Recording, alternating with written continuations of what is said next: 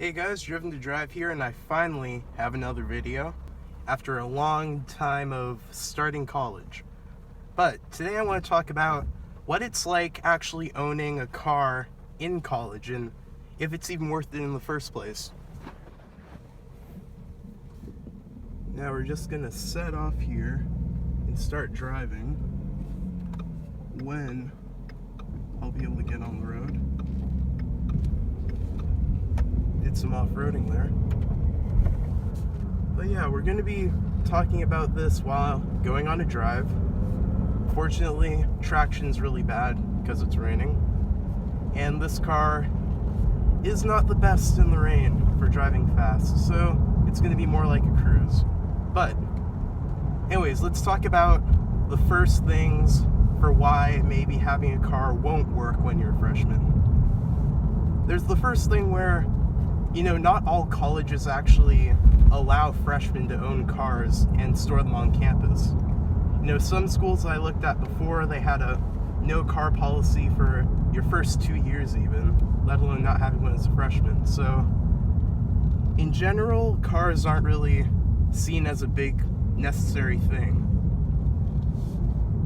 Along with that, freshmen, you just in college in general, you have access to public transportation through university programs.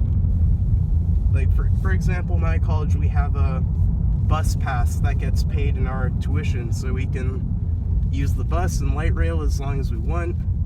Light rail is just like a train, I guess, subway. So we have access to those resources. So in hindsight, a car isn't really necessary at all because you can get downtown if you want to, and pretty fast at that for public transportation. But since I do have a car, I'm going to talk about now what I actually use it for. So the first use is kind of what I'm doing now, which is going for a drive. And it's a fun thing to do on the weekends when I don't really have a lot of studying to do and I have time to just unwind and relax. So I personally like driving, which is a big reason why I actually have a car in college.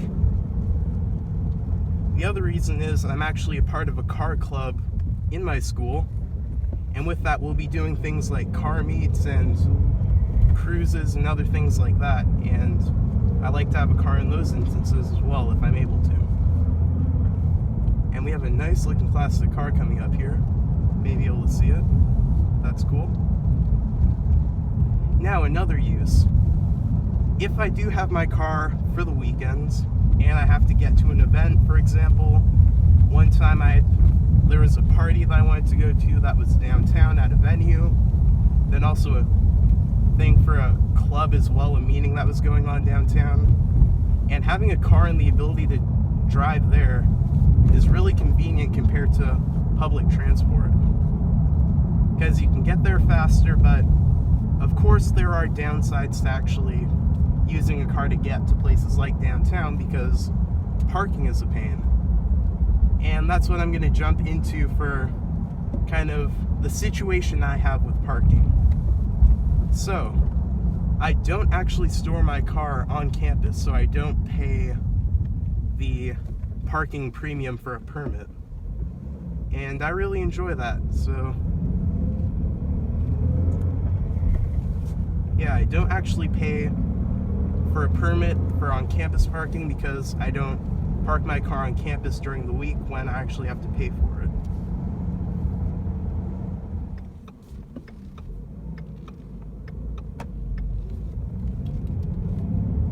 So, as I mentioned before, I don't actually store my car on campus. So, what that means is I can pretty much just leave my car, I store it at my house for free, then I can bus home, get the car, and drive it to campus for the weekends when parking is free, so don't have to fuss about anything like that. But here's the thing, if I do end up paying for parking, I think it's, for the permit, the price is about $300 per quarter, so, and that's not something I really want to pay, so for now it's good to just store it at home. then parking daily is approximately $20, maybe a bit more.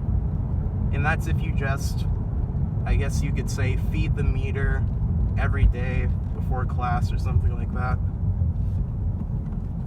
So, yeah, you know, I just like keeping it at home and then bringing it for free parking when I can. The other issue is also for sports games, which is where all the lots will just get allocated for event parking for example, a football game. And in that instance, I have to go get a free permit, which is nice. That lets me park in my lot.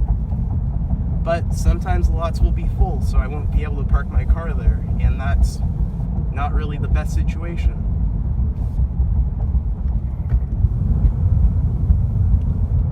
So parking can be a bit of an issue, and luckily I don't have to put up with the upfront cost of storing a vehicle on campus, which wouldn't be really fun.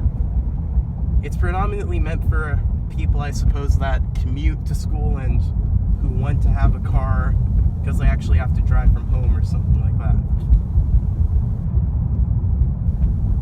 Now that I have the price to keep and all these other factors, including parking, okay, is it actually worth it to keep a car on campus?